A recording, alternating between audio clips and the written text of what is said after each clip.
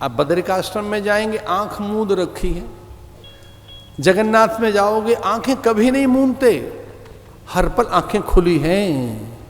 श्रीनाथ जी में जाओगे आधी आंखें खुली आधी बंद है। पूछा देवताओं ने कि ये क्या कर रखा है, आधी आंखें क्यों खोल रखी हैं? भगवान ने कहा भाई मैं जीव के केवल गुण ही देखता हूं, दोष नहीं देखता, इसलिए आंखें आधी आधी बंद है।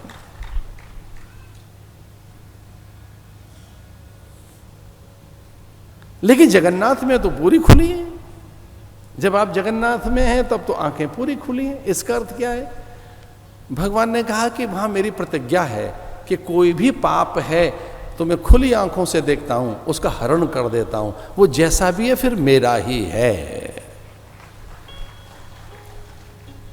पर ऋषि कहां छोड़ने वाले थे? फिर पूछ लिया कि वे बद्रिकाश्रम में, वहां तो आंखें बंद है, आंखें खोलते ही नहीं आप।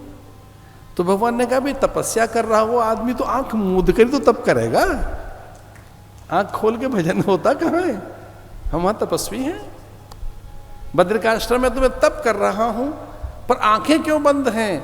तो भगवान ने कहा जो यहां पहुंच ही गया उसका तो कल्याण होना निश्चित ही है। विदुता शेष कल्मषः, ऐसा उसके बद्रिकाश्रम की महिमा में बताया है कि जैसे ही आप अलकनंदा पार करते हैं तब आप विधुता शेष कल्मषः, कोई कल्मश रह नहीं जाता। उसी समय अलकनंदा आपके सारे कल्मश, कंदर्प, दर्प, पाप, काम छीन लेती हैं, आपको योग्य बना देती हैं सर्वथा। इसलिए बद्रिकाश्रम में भगवान नारायण के दर्शन करने जाने वाले भक्त लोग पहले अलकनंदा को प्रणाम करते हैं, नारद शिला को प्रणाम करते हैं, नर नारायण पर्वत को प्रणाम करते हैं, भैरवी चक्र का स्मरण करते हैं, उर्वशी पीठ को भजते हैं। वहाँ उद्धव हैं, नारद जी हैं और नर नारायण हैं, कुबेर जी हैं। इनका ध्यान करने के बाद, लक्ष्मी को प्रणाम करने के बाद जीव में कोई दोष रहता कहाँ है? तो भगवान ने कहा मैंने आंखें इसलिए बंद की हैं यहाँ कि अब जीव में कोई दोष रहा ही नहीं। जब कोई दोष ही नहीं रहा, पाप ही नहीं रहा, तो क्या उद्धार करें? वो तो आनंद के लिए द्वार पर आया है। भगवान की लीला है साहब, ये तो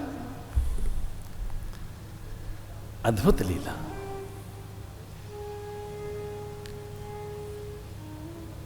तम विस्मिता भार पीड़िता भूमौ निधाय, तृणाव्रत के आने पर भूमौ निधाय, ऐसे काम के आने पर इतने भारी हो गए कृष्ण।